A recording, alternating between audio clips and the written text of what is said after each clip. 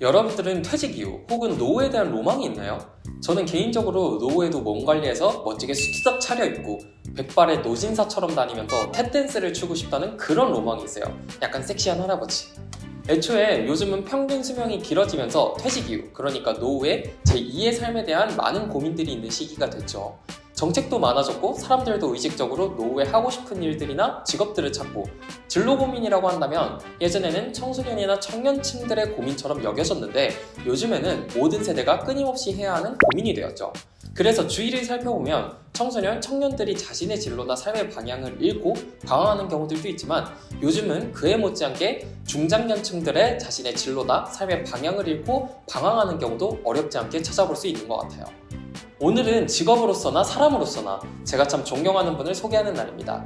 저뿐만 아니라 많은 분들이 이 직업에 대한 존경과 응원을 보내리라 생각되는데요.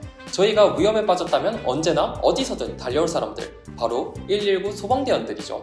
소방관으로서의 30년이 넘는 생활, 그리고 소방관으로서의 끝자락을 맞이하고 있는 분입니다. 여러분들 곁에서 여러분들의 안전을 늘 책임져 온 고양소방서의 김진용 과장님입니다.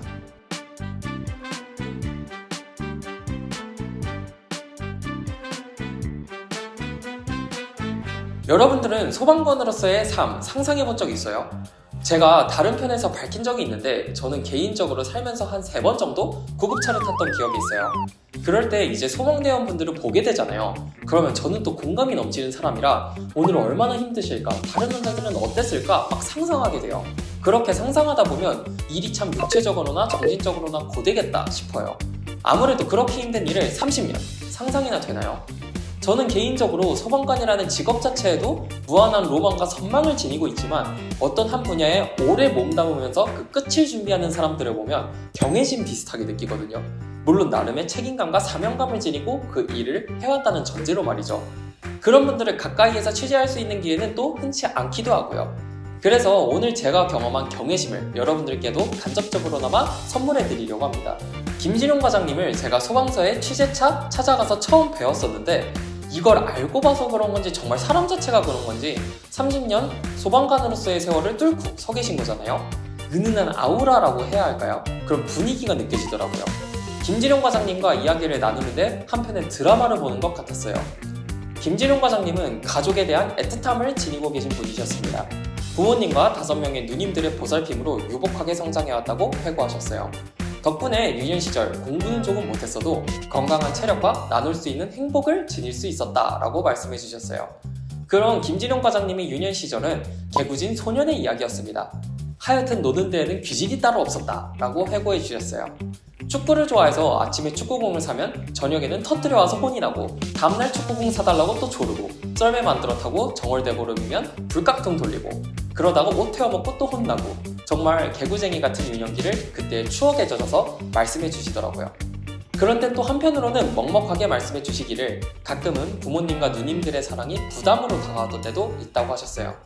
그래서 학창시절을 이렇게 회고하시더라고요. 심성은 착했으나 겉멋이 들어 까불고 다녔다. 그렇게 2년 정도를 외부 클럽 친구들과 다니기도 했다. 그래도 금세 부모님에게 큰 잘못을 하고 있다고 깨달아 머리를 빡빡 밀고 공부에 전념했다. 당시에도 무조건 화를 내는 것이 아닌 무조건적인 사랑으로 보듬어진 가족 덕분에 자연스럽게 일상으로 돌아올 수 있었다라고 말씀해 주시더라고요. 가족에 대한 사랑이 남다른 분이셨어요. 가족에 대한 이야기를 하실 때는 울컥하기도 하시더라고요. 그런 김진용 과장님의 소방 생활은 우연인 듯 운명인 듯 시작되었습니다. 김진용 과장님이 20살 즈음이실 때 과장님의 모친께서는 암투병을 하셨었대요. 그러다 보니 그 시기에 우연히 구급차를 여러 번 이용하게 되셨는데, 그러다 보니 자연스럽게 소방관, 소방공무원이죠. 소방공무원에 대해 알게 되었다고 합니다. 그 후 우연히 소방공무원 모집 공고를 보고 소방공무원으로서의 삶을 시작하게 되었다라고 하셨습니다. 처음 소방공무원 임용이 되었을 때 자랑스러운 아들의 모습을 보여드린 것 같아서 행복했다고 그 순간을 회고해 주셨어요. 30년이 넘는 소방생활 중 지금도 첫 화재 출동이 가장 기억에 남는다고 말씀해 주셨습니다. 당시에 현장에서 선배들에게 배워가며 출동을 했었는데 너무 떨려서 소방장화도 거꾸로 치는 채 출동하면서 선배들이 그렇게 듬직할 수 없었다라고 하시더라고요. 그리고 몇몇 출동 사례에 대해 말씀해 주셨는데 정말 소방의 발전 그 자체를 몸소 체감해온 분이라는 게 온몸으로 느껴지는 이야기들이었어요. 정말 많은 에피소드들을 공유해 주셨는데 몇 가지만 소개해드리면, 예전 능곡의 지하다방에서의 화재가 기억에 남는다고 말씀해 주셨어요. 그 당시에 제대로 된 공기호흡기도 없이 마스크에만 의지하면서 현장에 들어가 화재를 진압해야 했대요. 요즘에는 개인 장비가 모두 있고 애초에 그걸 안 쓰고는 들어가지도 못하지만 그 당시에는 그러지 못했다. 저는 한편으로는 안심이 되는 말씀이셨어요. 정말 어려운 조건에서 근무하고 계시면서 그래도 조금씩 발전해 가고 있구나. 앞으로 더 나은 상황에서 근무할 수 있도록 더 힘써야겠구나 생각하게 되는 부분이었어요. 또 하나는 구리 공장 화재 진압에 출동했을 때 이야기였는데요. 이제 지금이야 누구보다 노련하게 결정하고 대처하실 수 있지만 김진용 과장님께도 서툴던 때가 있었던 거죠. 당시에 이제 얼른 결정하고 바로바로 진입을 들어갔어야 했는데 머뭇거리시는 찰나의 순간이었대요. 그때 이제 벽돌이 머리 위로 떨어지면서 기절한 적도 있다고 하시더라고요. 너무 다행히도 헬멧이 있어 무탈하게 극복하셨다고 했습니다.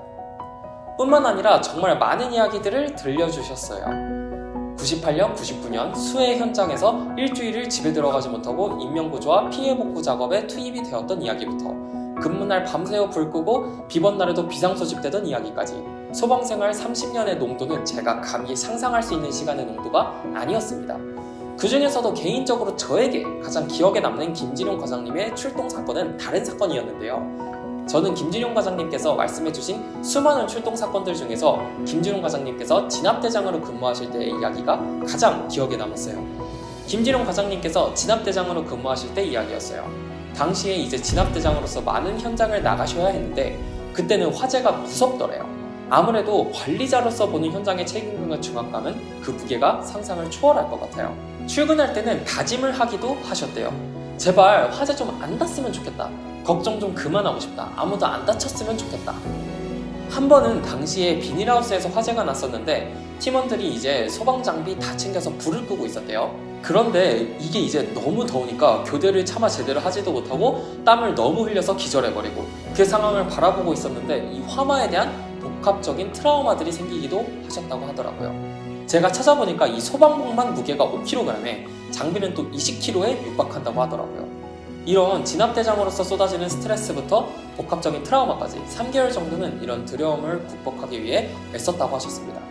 후에는 많은 부분 초연해지기도 하고 오히려 지금은 감사의 길을 쓰며 마음을 다잡고 출근한다고 하시더라고요. 그렇게 30년이 넘는 세월, 수많은 소방 동료들과 새로운 가족과 함께 소방 공무원으로서의 삶을 살아온 김진용 과장님이셨습니다. 이 30년의 세월을 하나의 영상으로 담기에는 벅차기도 하고 아쉬운 마음이 크더라고요. 그래서 이번 영상에는 말을 조금 아껴보려고 해요. 이 영상과 함께 살펴보실 수 있는 하우투 영상, 김진용 과장님께서 직접 출연하셔서 저와 말씀 나누시는 영상을 여러분께서 더 살펴보셨으면 하는 바람입니다. 김진용 과장님께 직접 듣는 건 또 다른 경험일 게 분명하니까요. 김진용 과장님은 현재 소방행정과장으로 현장에서 직접 활동하는 동료들과 장비를 지원하는 부서의 장으로서 자리하고 계십니다. 그리고 퇴직을 앞둔 소방관의 끝자락을 맞이하고 있기도 합니다. 사실 김진용 과장님이 개인적으로 정말 멋있다고 생각된 것은 소방관의 끝자락으로서 퇴직을 앞둔 사람으로서의 마인드였어요.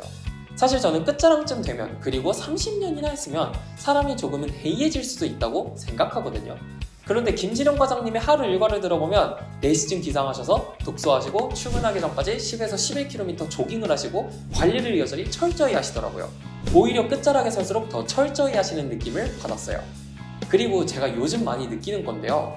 영상 초반에 말씀드린 것처럼 요즘은 평균 수명이 길어지면서 퇴직 이후, 그러니까 노후의 제2의 삶에 대한 많은 고민들이 있는 시대가 되었잖아요. 그렇다 보니 퇴직이나 노후를 앞두고 삶의 방향이나 갈피를 잇는 사람들이 정말 많다고 느끼거든요. 아무래도 빠르게 변화하는 세상 속에서 특정 분야에 고이기 시작하면 제2의 삶을 새롭게 펼치는 건 쉽지 않다고 생각해요. 도전에 대해서도 걱정이 앞설 것 같고요.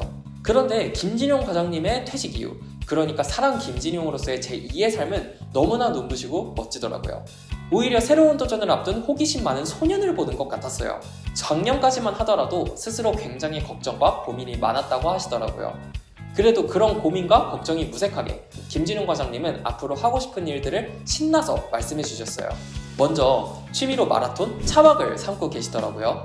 그래서 계속 차박을 다니며 노후의 삶을 계속해서 고민하며 성장하고자 하는 계획들을 말씀해 주셨어요. 내년에는 제주도 한 달 살이 계획도 가지고 계시더라고요. 뿐만 아니라 독서를 굉장히 열심히 하시더라고요. 끝없이 성장하려는 노력이라고 말씀해 주셨어요. 그래서 퇴직 전까지는 1000권을, 퇴직한 후에는 3000권 독서를 목표로 가지고 있다고 말씀해 주셨습니다. 그리고 자신의 자서전이나 입문서를 써보고 싶다고도 하시더라고요. 사실 저는 이렇게 김진용 과장님의 앞으로에 대한 이야기를 들으니 와 멋지다가 아니라 와 매력있다 라고 생각이 들더라고요. 원래 앞으로 하고 싶은 일이 많고 그 일에 대한 의지나 호기심을 가진 사람에게서 빛이 나는 법이잖아요. 그런 의미에서 정말 빛이 나는 분이셨어요. 제가 아직 협소한 시야를 가지고 있어서일지 몰라도 저는 퇴직을 앞둔 분께서 과거의 이야기보다 미래의 이야기를 더 신나서 하시는 모습을 흔히 보지는 못했거든요. 김진용 과장님은 앞으로도 끝없이 성장하고자 하는 의지를 보여주셨습니다. 계속 성장해야 한다고 느낀다. 그리고 성장은 내가 배운 걸 어떻게 연결시키고 실천하느냐에 달려있는 것 같다. 김진용 과장님은 그 실천의 일환으로 자신의 철저한 자기관리를 뽑으셨습니다. 그리고 이렇게 말씀해 주셨어요. 스스로에게 충실하고 스스로를 변화시킬 수 있을 때 주변을 변화시킬 수 있다. 그래서 스스로에게 충실하고 남한테 베풀 수 있는 그런 사람이 되고 싶다. 여러분들은 여러분들의 얼마나 먼 미래를 그리고 계시나요? 당장 현실적인 여건 때문에 당장 눈앞에 급한 일들에 허덕이느라 가슴속에 하고 싶었던 일들을 저건 이상일 뿐이야 라고 치부하며 미루고만 있지는 않나요? 오늘은 조금 허무맹랑할지라도 스스로의 멋진 미래를 먼 훗날의 그 빛나는 상상 속 모습을 조금 더 선명하게 그려보는 건 어떨까요? R&VD라는 말이 있잖아요. Realization is vivid dream. 생생하게 꿈꾸면 이루어진다. 나이에 상관없이 무슨 일을 하든 상관없이 모두가 평생 앞으로의 삶을 고민하는 이 시대에서 당신의 제2의 삶, 제 삶의 용기를 선물해드리는 오늘 영상이 되기를 바랍니다. 소방관으로서의 끝자락, 제2의 인생의 출발선 앞에 선 김진용 과장님을 응원하며 그리고 하고 싶은 일들을 가슴 한켠에 꿈틀거리도록 품고 있는 모든 분들의 용기를 응원하며 이번 영상 마치도록 하겠습니다.